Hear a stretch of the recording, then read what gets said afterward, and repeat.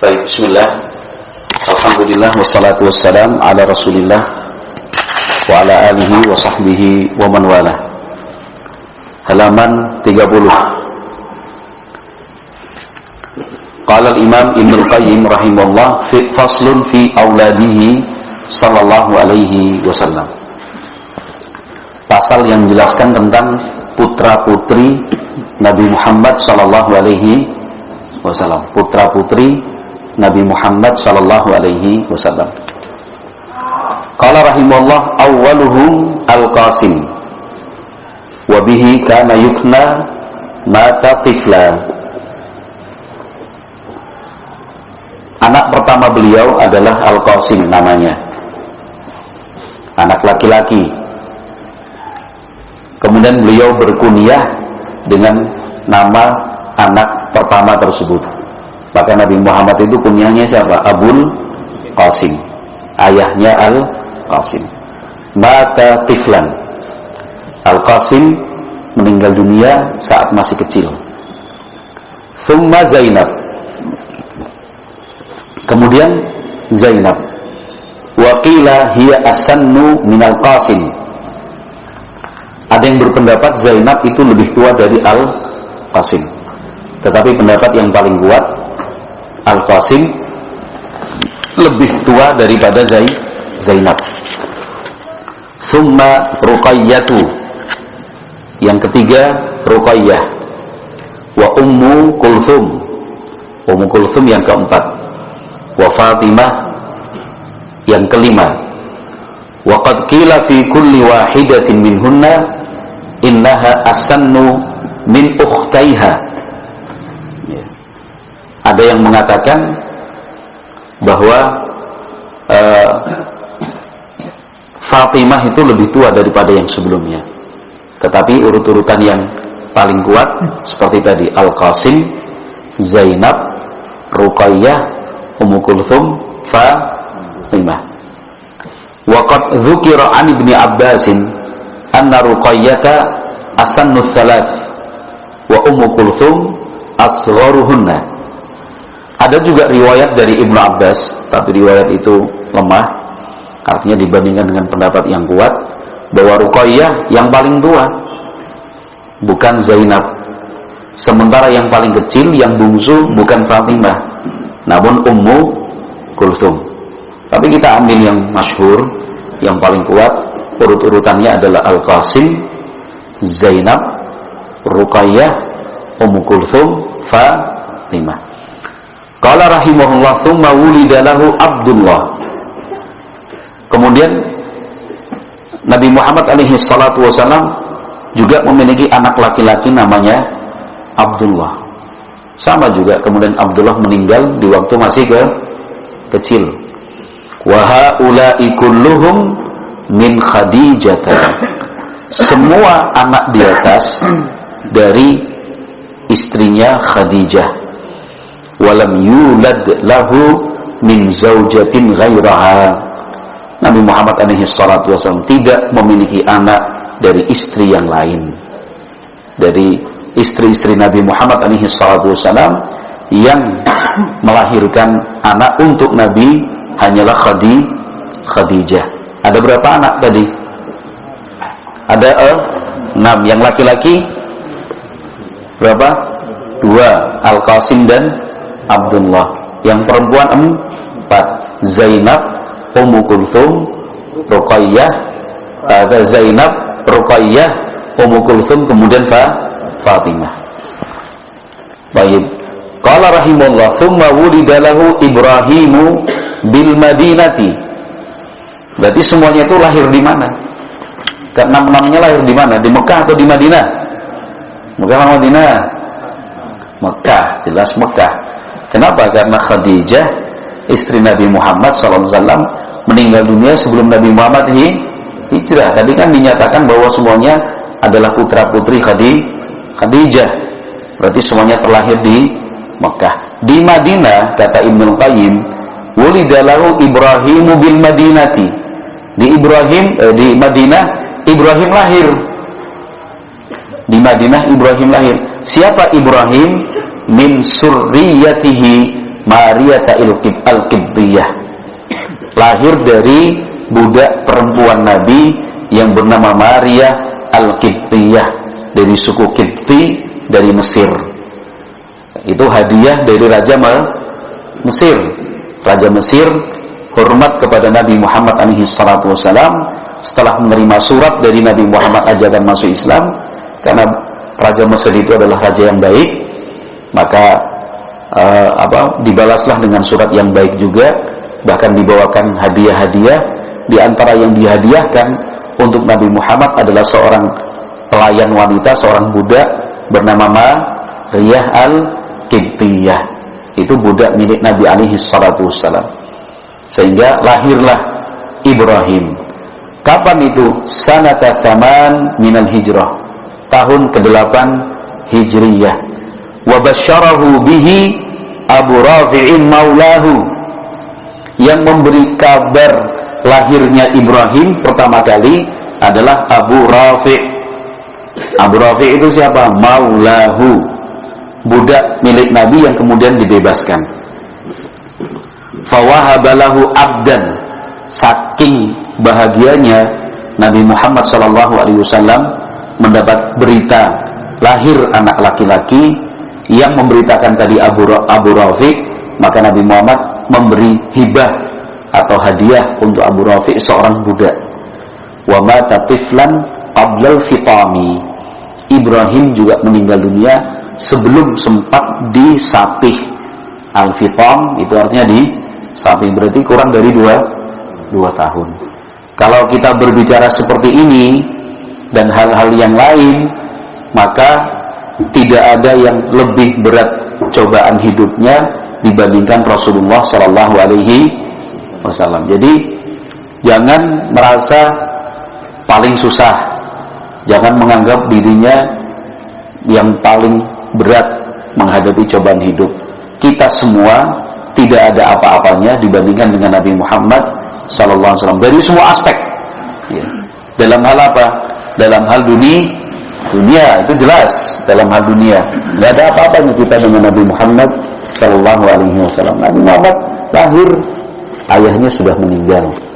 Baru 2 tahun ibunya meninggal, ya kan?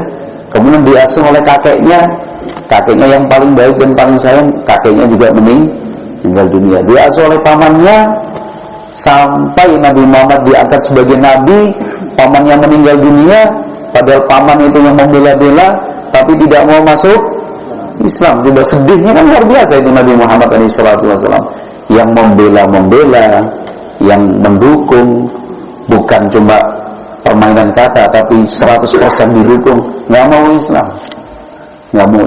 Bahkan meninggal dunianya dalam keadaan kafir. Sedihnya luar biasa.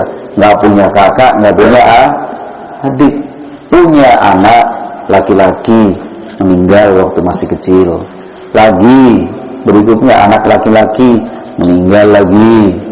Anak laki-laki yang berikutnya, yang ketiga, meninggal juga. Siapa yang nggak sedih orang tua seperti itu? Punya anak perempuan 4, yang 3 meninggal dunia sebelum Nabi Muhammad SAW. Dari semua anaknya yang tersisa sampai Nabi Muhammad wafat hanya 1. Siapa? Fatimah. Itu pun kata Ibnu Qayyim kita baca, wa kullu auladihi tuwfiya qablahu illa Fatimah. Semua anak-anak Nabi Muhammad meninggal dunia sebelum Nabi Muhammad wafat kecuali Fatimah. Fa innaha ta'akhkharat ba'dahu bi 6 ashhur. Fatimah radhiyallahu anha meninggal dunia 6 bulan setelah wafatnya Rasulullah sallallahu alaihi wasallam. Jadi apa yang kita rasakan itu masih ringan dibandingkan yang pernah dirasakan oleh Nabi Muhammad SAW. Tapi itu semua dalam rangka dan untuk meninggikan derajat Nabi Muhammad SAW, juga sekaligus sebagai uswatun hasanah, untuk teladan terbaik buat umatnya. Qala rahimallahu ta'ala faslun fi a'mamihi wa ammatihi sallallahu alaihi wasallam. Berikutnya pasal ini menjelaskan tentang paman-paman kandung dari jalur ayah dan bibi-bibi kandung dari jalur ayah, paman bibi dari jalur ayah. Faminhum, ada di antaranya asadullah, singa Allah, wa asadu rasulih, singa rasulnya, sayyidus syuhada, pemimpin para syuhada, Hamzah ibnu Abdul Muttalib. Usianya sepantaran, karena Hamzah bin Abdul Muttalib adalah saudara sepersusuan. Masih ingat nggak? Saudara sepersusuan dari satu jalur atau dari dua jalur? Dari satu jalur atau dari dua jalur saudara sepersusuannya? Anda masih ingat? Dua jalur, ya kan? Iya. Baik. Wal Abbas, satu Hamzah bin Abdul Muttalib, dua Al Abbas, wa Abu Talib, tiga wasmuhu Abdu Manaf. Abu Talib itu nama aslinya Abdu Manaf. Wa Abu Lahab, Abu Lahab itu juga paman kandung. Wasmuhu Abdul Uzza, namanya Abdul Uzza. Abu Lahab nama aslinya Abdul Uzza. Ini kan termasuk tokoh yang paling menantang ya, paman kandung sendiri. Itulah, selalu ada pro, ada kontra, selalu ada yang mendukung dan ada yang menentang, ada yang membenci, ada yang membela. Itu sudah dari dulu, sunnatullah itu. Jangan kaget, jangan bingung. Wow, dulu dia kok kayak itu sudah pro kontra, nggak usah kaget. Ya. Waz-Zubairu, yang keberapa ini? Hamzah, Al-Abbas, Abu Talib, Abu Lahab, Zubair, kelima. Wa Abdul Ka'bah, 6. Wal Muqawwim, 7. Wa Birarun, 8. Wa Kuthamun atau Kuthamu, 9. Wal Mughiratu, 10 Mughirah. Wa laqabuhu Hajal, punya gelar Hajal. Wal Ghaidaqu, 11. Wasmuhu Mus'ab, nama aslinya Mus'ab. Wa qila Naufal, ada mengatakan nama asli Al-Ghaidaq adalah Naufal. 11 ya. Wa zada ba'duhum Al-Awwam, ada yang menambahkan 12 Al-Awwam. Wa lam yuslim minhum illa Hamzatu wal Abbas.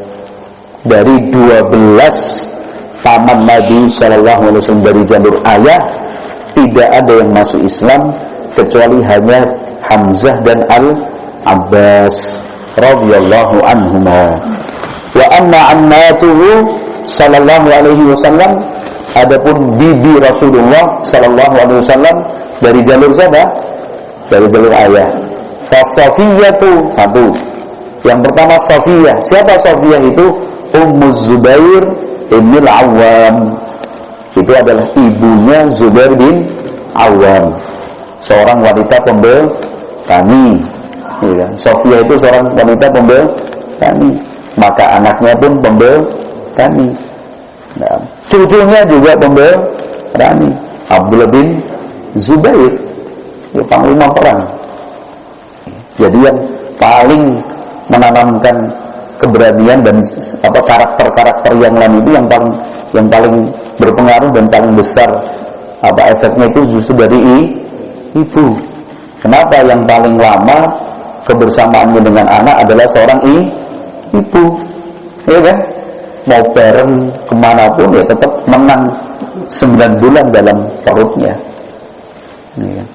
Maka pilihlah istri yang baik, Mas Pace, ya, Mas Arya, Mas Aman, Mas Syahdan.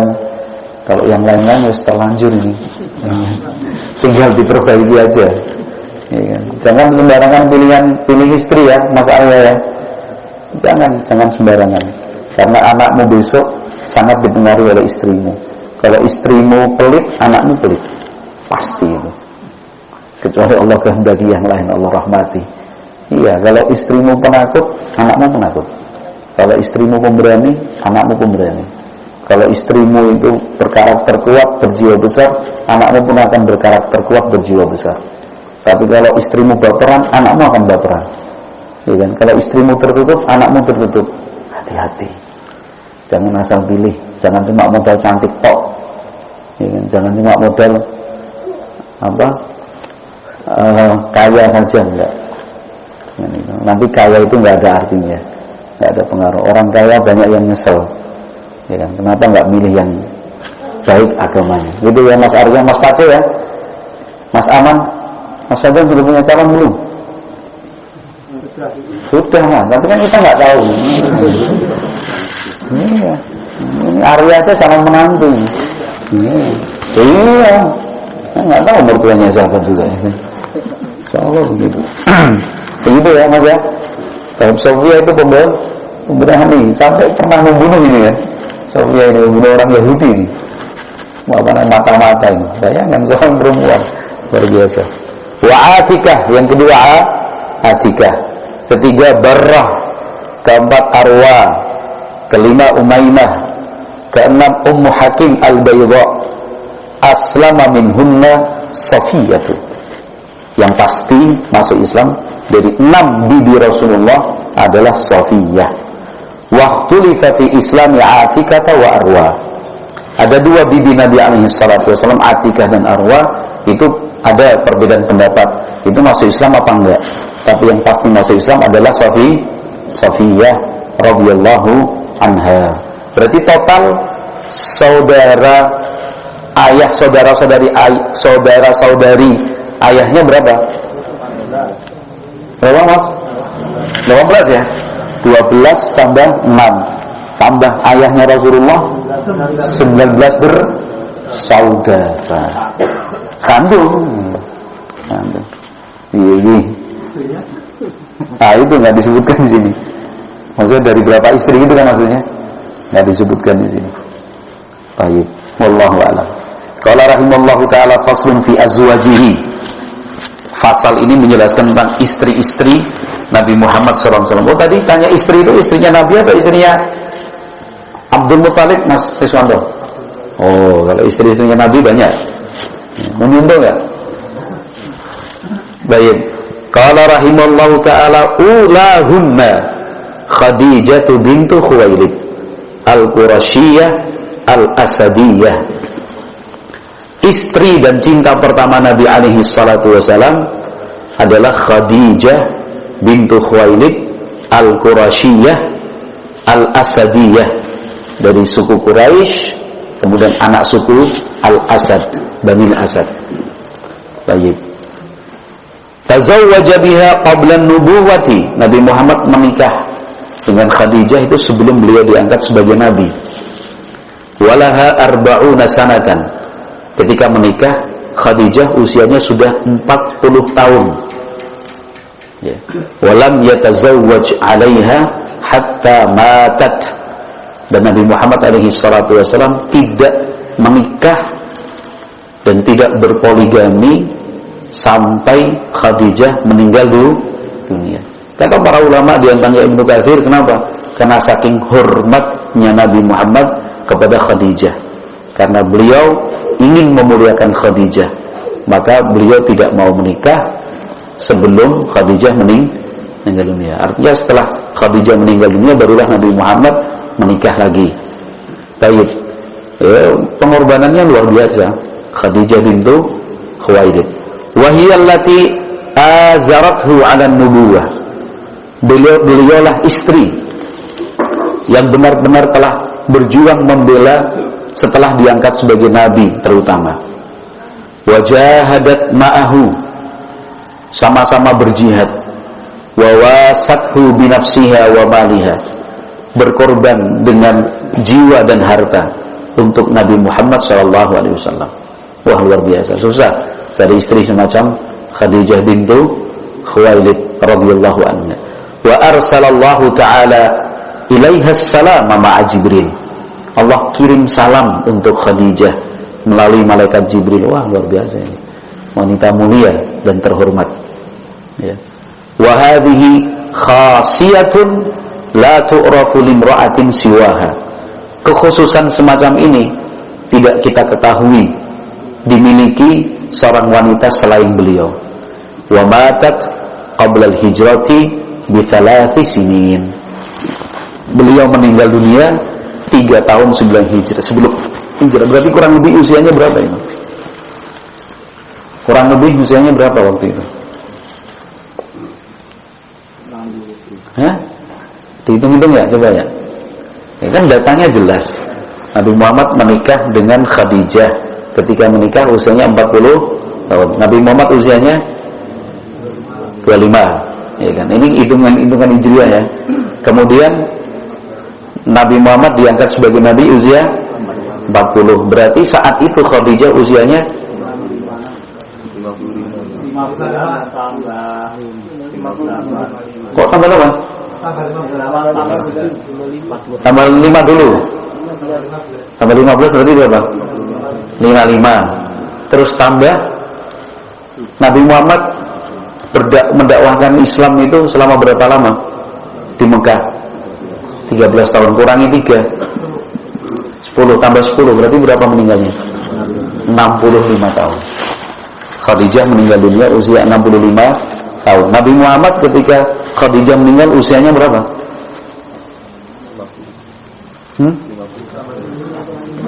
50 tahun. Jadi Nabi Muhammad usianya 50, kurang lebih nih ya. Kita bicara kurang lebih. Karena data bulannya kita nggak tahu. Qala rahimahullah, "Tsumma tazawwaja ba'da mautiha bi ayyamin." Beberapa hari setelah istrinya yaitu Khadijah meninggal dunia, beliau menikah dengan Saudah bintu Zam'ah al-Qurasyiyah. Wa hiya allati wahabat yaumaha li Aisyah. Saudah bintu Zam'ah itu istri kedua Nabi Muhammad alaihi salatu wasallam, seorang janda juga. Khadijah itu janda, Saudah janda. Saudah radhiyallahu anha seorang wanita yang salihah dan beliau mengerti cintanya Rasulullah kepada Aisyah. Maka giliran hari milik Saudah itu dihibahkan untuk Aisyah. Wahabat itu dihibahkan untuk Aisyah. Karena yang beliau inginkan Saudah adalah tetap menjadi istri Nabi Muhammad sallallahu alaihi wasallam.